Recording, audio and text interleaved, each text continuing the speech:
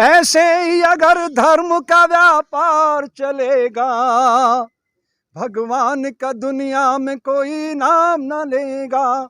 भगवान ऐसे मंदिर में रह ना पाएगा, भगवान ऐसा मंदिर खुद छोड़ जाए। गांधी जी का भारत है और आज के भारत में बड़ा डिफरेंट नजर आता है, आप इसको कैसे देख रहे हैं? वो भारत के असली लीडर थे, पहले पूज्य महात्मा गांधी जी और दूसरे पूज्य लाल बहादुर शास्त्री जी, दोनों असली लीडर थे। गांधी जी ने, वो एक बैरिस्टर थे, अपने तन पे धीरे धीरे सारे कपड़े उतारते गए, देखा उन्होंने देश में गरीबी बहुत है, तो उस गरीबी को पहले वो अपने अंदर उतारना चाहते थे, जीना चाहते थे कि मैं समाज को बदलूंगा कैसे। और शास्त्री जी जब देश बहुत ही विपदाओं से गुजर रहा था तो उपवास करते थे, फिर देश की जनता को बोलते थे। यानी पहले वो अपने शरीर पे अध्ययन करके देखते थे कि इसका कैसे प्रभाव पड़ता है, फिर समाज में बोलते थे। तो प्रकृति का संदेश बिल्कुल साफ है, इसे ही लीडरशिप कहा गया है। लेकिन मैं ये कहना चाहता हूँ कि ये देश 1857 में आज़ादी का आंदोलन शुरू कर रहा था, 1947 में आज़ाद हुआ। 90 साल असंख्य धर्मयोद्धाओं ने इस आज़ादी के पौधे को सींचा, 1947 में देश आज़ाद हो गया। लेकिन जो हमारा संविधान है जिससे ये देश चलता है, वो 3 साल बाद आया। 1947 में देश आज़ाद हुआ, 1950 में लागू हुआ। तो 3 सालों में जो हमने इम्प्लीमेंट कर दिया था सिस्टम में, उस सिस्टम से हमने बाहर निकलकर आज तक उस संविधान को अपने जीवन में उतारने का प्रयास ही नहीं किया, जिसका मूल जो स्वभाव था जनता का, जनता से जनता के लिए, वो तो कहीं उतर ही नहीं पाया। उसी का परिणाम है कि हमारे सदन में, चाहे वो विधानसभाएं हो या लोकसभा हो, गुंडे मवाली अपराधी किस्म के लोग पहुंच गए। तो वो चीज़त कहाँ है, वो वैक्यूम का जिसका वो लाभ उठाते हैं। मैं ये कहने आया हूँ, ये जंतर मंतर है, आप दिखाइए, ये देखिए बाउंड्री सील कर रखी है। अरे ये आज़ादी के आंदोलन का गवाह है, ये स्थान जहाँ आकर के लोग अपने हृदय की बात रखते थे, सील कर रखा इसको। तो इसका मतलब ये देश आज़ाद नहीं है। तो फिर संविधान के ये जो सारी व्यवस्था है, हमारी न्यायपालिका क्या कर रही है? एक ज़माने में साइकिल कौतूहल का विषय होती थी, बाइक आया, 4 व्हीलर आया, ट्रेन आया, प्लेन आया, ड्रोन आया, अब समय का पहिया रुक जाएगा? अरे सोचिए आप, 1945 में जापान में हिरोशिमा नागासाकी पे बम गिरे, उन्होंने कोई जिंदाबाद मुर्दाबाद नहीं किया, आत्मचिंतन किया, गलती कहाँ हो रही है उसको सुधारा। 1964 में बुलेट ट्रेन आ गया, 1964, 57 सालों में नो डिले नो एक्सीडेंट, उन्होंने प्रशिक्षण प्राप्त किया। हम कर रहे हैं। हमारे यूपीएससी के थ्रू 15-15 लाख बच्चों की भीड़ में से निकल के आने वाले आईएएस, जिनको 2 साल मसूरी में, हैदराबाद में ट्रेनिंग दी जाती है, वो बोल रहा है किसान आंदोलन में खड़ा होकर इनके सिर फाड़ो, मुझे फटे हुए सिर चाहिए किसानों के। वो बोल रहा है हरियाणा के अंदर, और यूपी के अंदर वो बोल रहा है भैया एफआईआर मत कराओ, क्या मिलेगा तुम्हें, मर्डर हो जाता है होटल के अंदर, और वो कहता है एफआईआर मत कराओ। इसका मतलब ये संविधान के रखवाले नहीं है तो संविधान के दुश्मन है। ऐसे लोगों को सिस्टम अगर ओवर रूल करके इनको सिस्टम में ला रहा है, इसका मतलब हम संविधान की धज्जियां उड़ाने के लिए तैयार हैं। कई लोग आपके छोटे भाई पे भी उंगली उठा रहे हैं। देखिए, मैं एक बात कहना चाहता हूँ, योगी आदित्यनाथ जी हो, नरेंद्र भाई हो, राहुल गांधी हो, अखिलेश यादव हो, ममता दीदी हो, उद्धव ठाकरे हो, या कोई और हो, वगैरह वगैरह, मैं अलग अलग पार्टियों के नाम ले रहा हूँ, कोई भी आदमी सिस्टम को नहीं बदल सकता। कारण क्या है? ये पूरा सिस्टम जंग लगा हुआ। मेरे कई लीडर, मेरे दोस्त हैं, अच्छे बड़े पदों पे, क्या कहते हैं, स्वामी जी कृषि मंत्रालय को ख़त्म कर दिया जाए ना तो कृषि मंत्रालय ज़्यादा अच्छे से काम करेगा। अब बताइए इसका मतलब क्या है? बड़े बड़े लोग, अब मैं नाम किन किन का लूँ, मुझे बहुत तकलीफ़ होती है, बोले स्वामी जी हम कुछ नहीं कर सकते, सिस्टम पूरा करप्ट है, जंग लग गई है। तो पूरे सिस्टम को बदलने की ज़रूरत है, और उसके तरीके दोनों हैं। डिजिटल तकनीक के युग में मोबाइल से वोट आ जाए और नोटा को प्रत्याशी का दर्जा मिल जाए, और बच्चे अगर सदुपयोग करें अपने वोटों का, मैं कहता हूँ 10 सालों में सारा भारत का दृश्य बदल जाएगा। नए चरित्रवान बच्चों को मौका मिलेगा, वो समाज की धारा को बदल देंगे। अब गुंडे मवालियों को अगर आप भेजोगे तो बबूल के पेड़ पे आम नहीं आ सकते ना। परमात्मा ने तो बिल्कुल एकदम साफ साफ सारी पंचमहाभूत को प्रकट किया। यहाँ तो जेल में बैठे लोग मंत्री बन जाते हैं। यही तो पीड़ा की बात है हिंदुस्तान में। मैं हैरान हूँ, जंतर मंतर पे खड़ा होकर कह रहा हूँ, 87% बेगुनाह लोग जेलों में सड़ रहे हैं। और सज़ा किनको होती है? जो झूठे केस बनाए जाते हैं, क्योंकि उनको पता होता है कि हम झूठे और इतने पक्के बनाए जाएंगे कि उनको सज़ा हो जाती है। जबकि कानून ये कहता है कि 100 गुनहगार बच जाएं, लेकिन एक निर्दोष नहीं फंसना चाहिए। महाराज जी, सीधा सवाल है, संतों पर आजकल बड़ा एक अत्याचार कहूँ तो कुछ गलत नहीं होगा, देखने को मिल रहा है। अब यहाँ मुझे धर्म की व्याख्या करना होगी। बिल्कुल। नमक खारा है, बिल्कुल। शक्कर मीठी है, बिल्कुल। नीम कड़वा है। हमारी सामाजिक व्यवस्था में धर्म क्या है, जंतर मंतर पे कहना चाहता हूँ। सैनिक राष्ट्र की सुरक्षा, व्यवसायी उद्योग की उन्नति, शिक्षक समाज का निर्माण, साधु का धर्म है समाज की सोई हुई चेतना को जागृत करना। हिंदुस्तान के अंदर 70 लाख साधु है और 6,32,000 गांव हैं।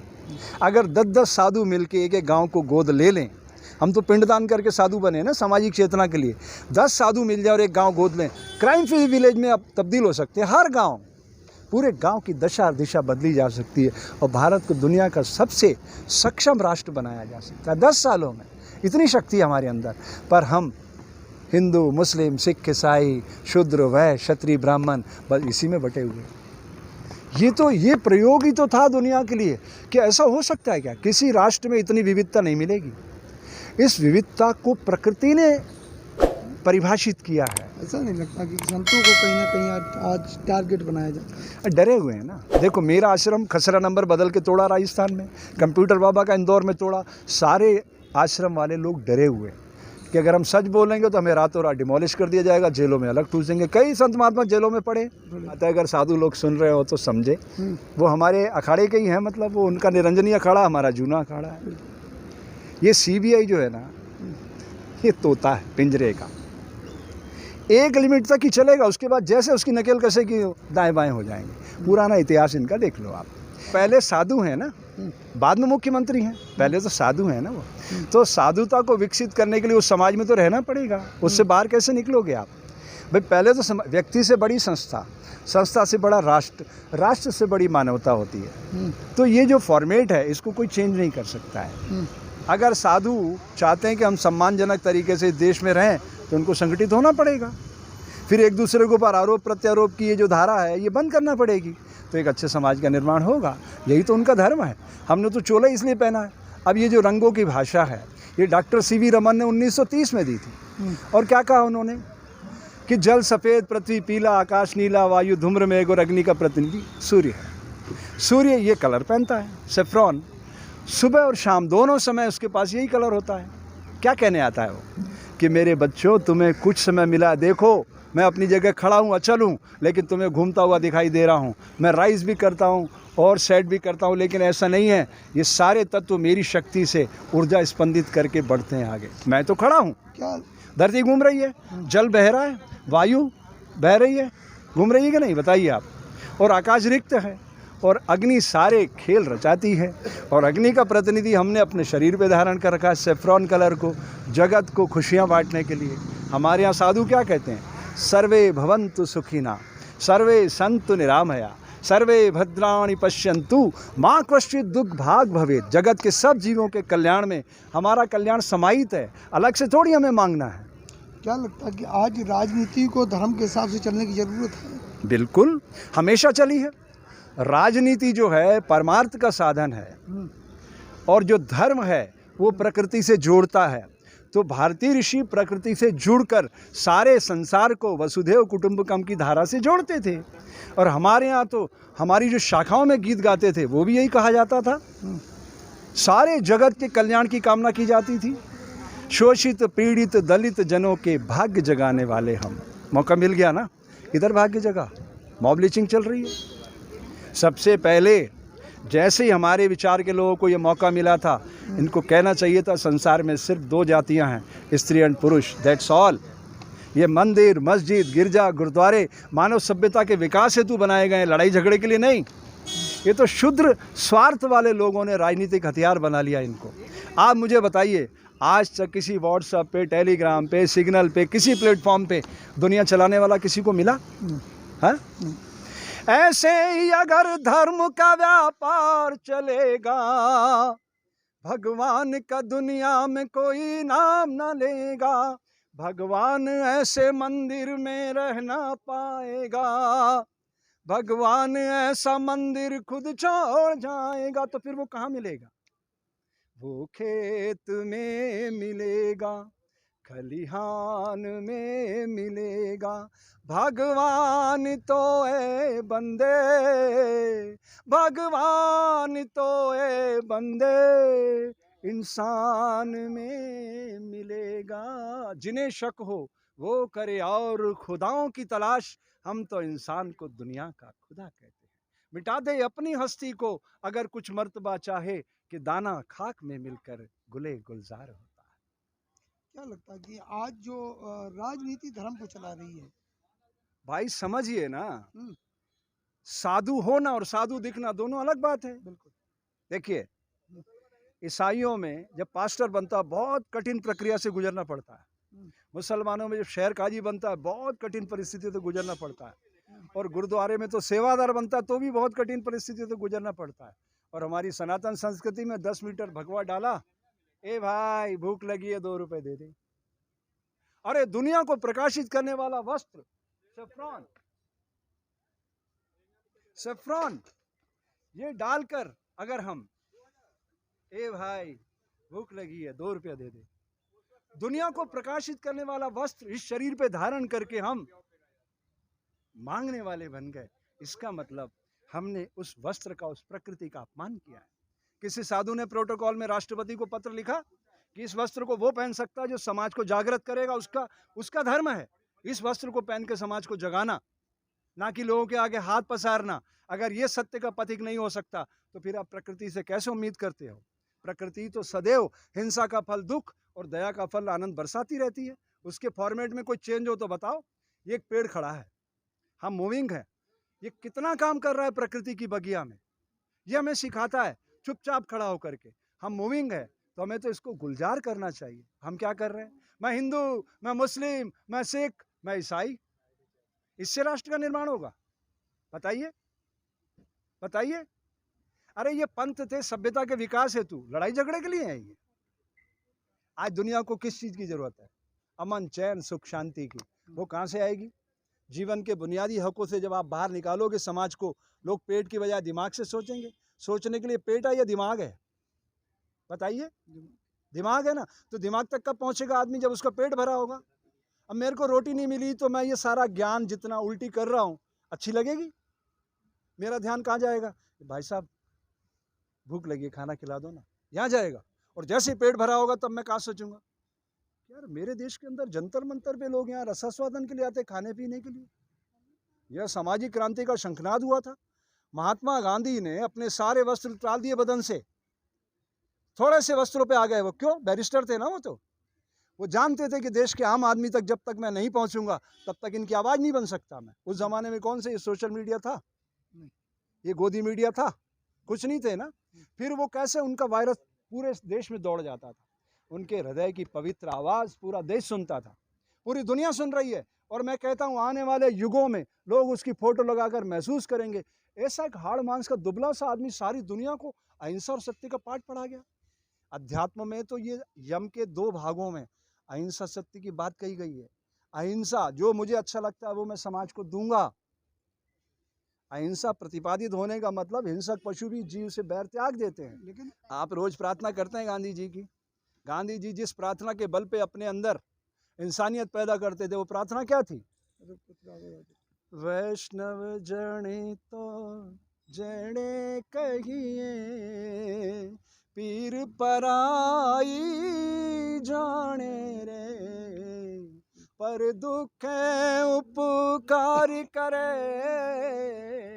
मन अभिमान नाणे रे। और उसके बाद क्या कहते थे वो?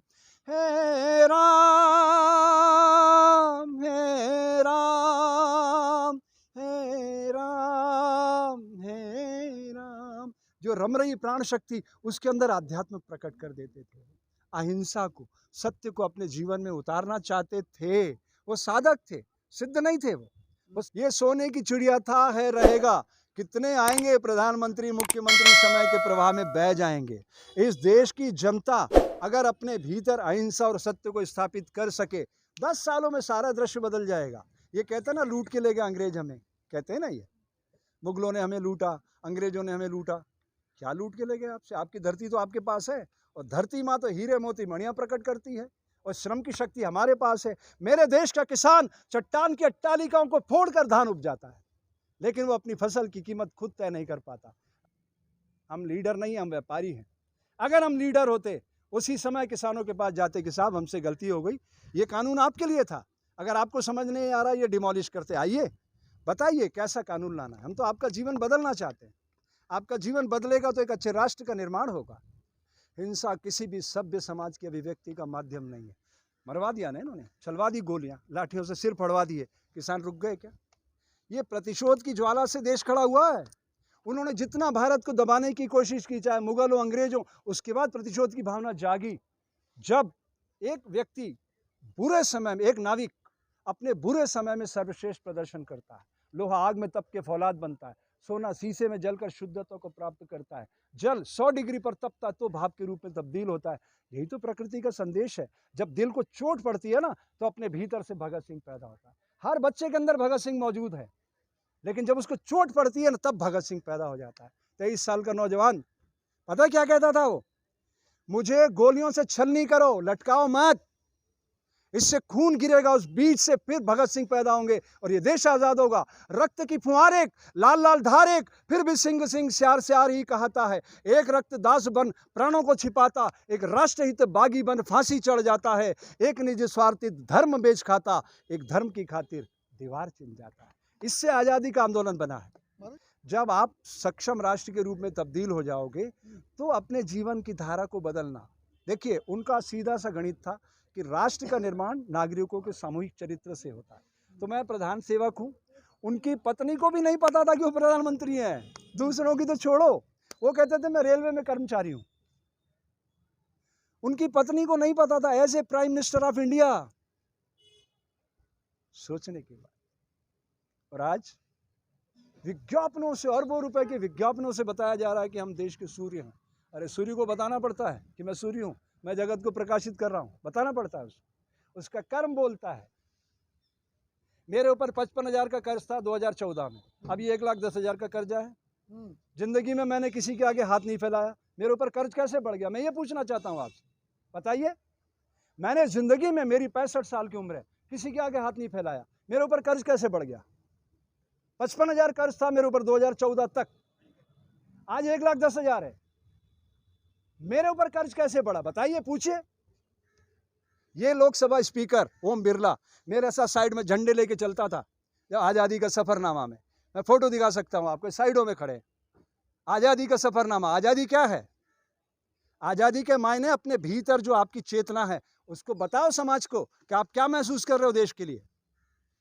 जो भरा नहीं है भावों से बहती, जिसमें रसदार नहीं, हृदय नहीं, वह पत्थर है जिसमें स्वदेश का प्यार नहीं। महात्मा गांधी को पढ़ना है तो पहले समझिए, सूत हर रेशम नहीं, वस्त्र हर खादी नहीं, हर नजर साधु नहीं, हर बशर गांधी नहीं, नीति की बुनकर कसौटी मत कसो इंसान को, आदमी है आदमी सोना नहीं चांदी नहीं। मजाक बना दिया। गांधी जी को तस्वीरों में लटका दिया गया और माला इतनी पहना दी कि मूल विचार ही दफन हो गया। हम लोग क्या रियल लाइफ के लोगों से ज्यादा प्रभावित होते हैं।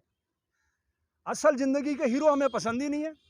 असल जिंदगी की हीरो अरुणा राय, जिसने हमें इस लोकतंत्र का मालिक बनाया, क्या इज्जत की हमने उसकी? उसने हमें सूचना का अधिकार दिया 2005, right to information.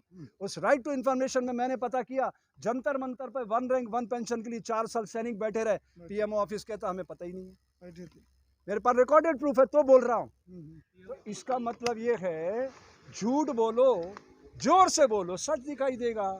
National media जिसे आप कहते हैं, गोदी मीडिया, वो देखो आप, अमेरिका में हमारे गए थे ना, हमारी एक IAFS ने बाहर कर दिया ना एक बच्ची को, रंग रोगन वाली को, कर दिया कि नहीं किया? बताइए आप, शर्म आ रही इनको? इन लोगों की ट्रेनिंग ऐसी है, आप कुछ भी कहो इनको, ये बिजनेसमैन लोग। क्या लगता है कैसे बदलाव की जरूरत है? समाज बदलेगा तभी जब हम अपने वोट का सदुपयोग करेंगे। मोबाइल से वोट आएगा, नोटा का प्रत्याशी का दर्जे का ये अधिकार मिलेगा। 5 सालों में देश का दृश्य बदल जाए। 5 साल बहुत बड़ा समय बता रहा हूँ है। मैं तो उसको गुजरात से जानता हूँ। उसको अगर मुझे 10 में से नंबर दे, लीडरशिप का नंबर देने दिया जाए लीडरशिप का, तो मैं उनको 0 अंक दूंगा। 2002 में उन्होंने क्या किया? बेगुनाह लोगों को, ATS का हेड था, DG वनजारा, जेल में सड़ता रहा। इसके कहने पर कितने लोगों को मौत की नींद सुलाया उसने अपने पिस्टल से। DG वनजारा, रिकॉर्ड पे बोल रहा हूँ। प्रदीप शर्मा जो इसका केस जानता था जेल में सड़ रहा है, संजीव भट्ट जेल में सड़ रहा है, 88 बेच के IPS कमांडेंट बन के खड़े हैं गुजरात में। गुजरात का मॉडल है, एक मुक्तानंद गिरी है, 268 स्कूल दे दिया उसको MOU करके कि साहब हमसे स्कूल नहीं चल रहा है। यहाँ से राष्ट्र का निर्माण होता है, वो तुम साधु संतों को दे रहे हो और तुम शराब की दुकानें चला रहे हो। गुजरात में सबसे महंगा नशा है, नशाबंदी है ना। कौन सा नशा चाहिए आपको, बोलो। अभी मुंद्रा पोर्ट में क्या हुआ, गौतम अडानी के पोर्ट में इस देश की सबसे बड़ी खेप वहां पकड़ी गई है कि नहीं, किसी मीडिया ने उठाई है खबर। एक इंसान को एक बार ड्रग्स की अगर आप एक पाउच पिला दो, वो अपने माँ बाप को बेच देगा, अपने माँ बाप को बेच देगा वो।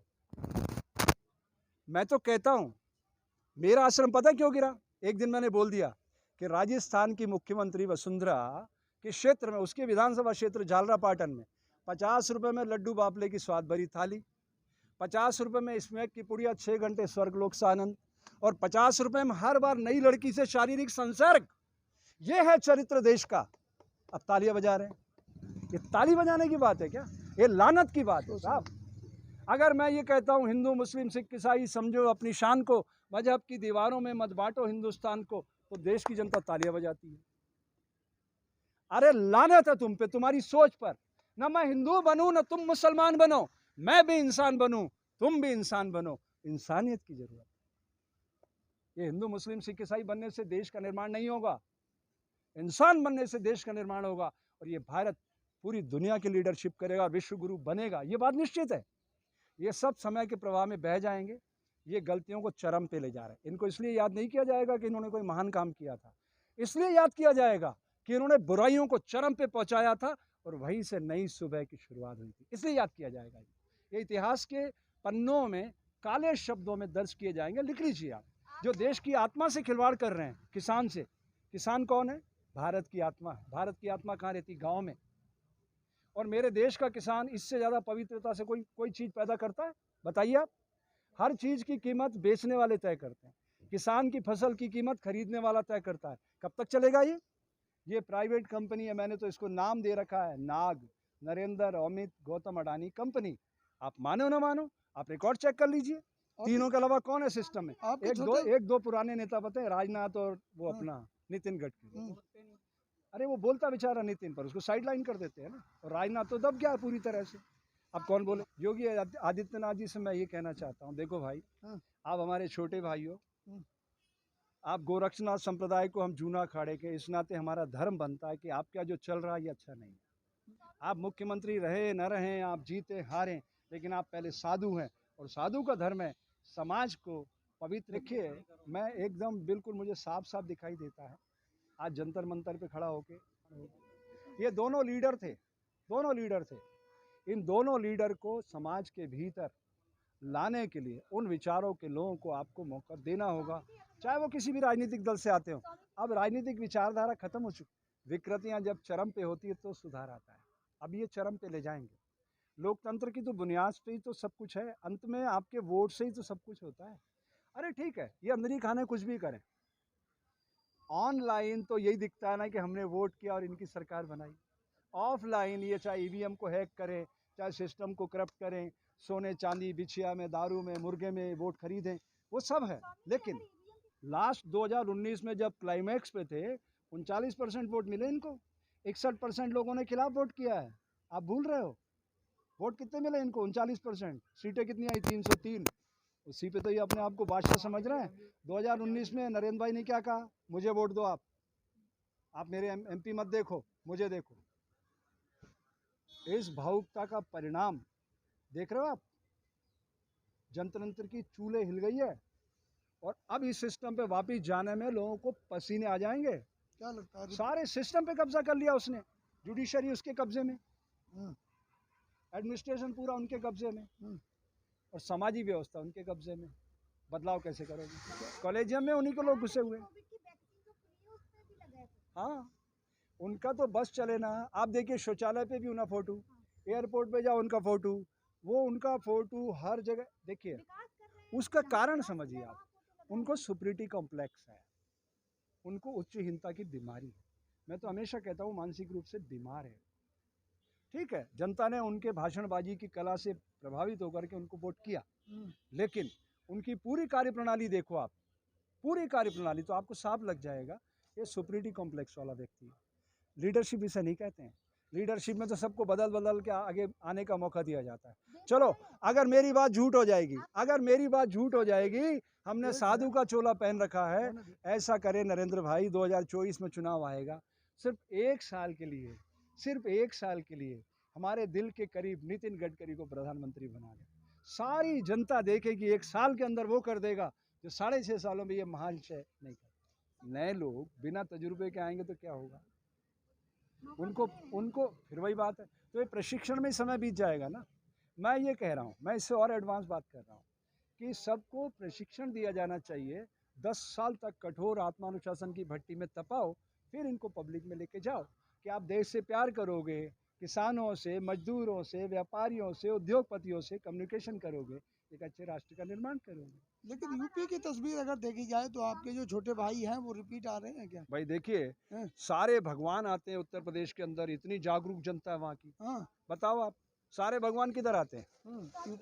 सारी फिल्में मुंबई में क्यों बनती है?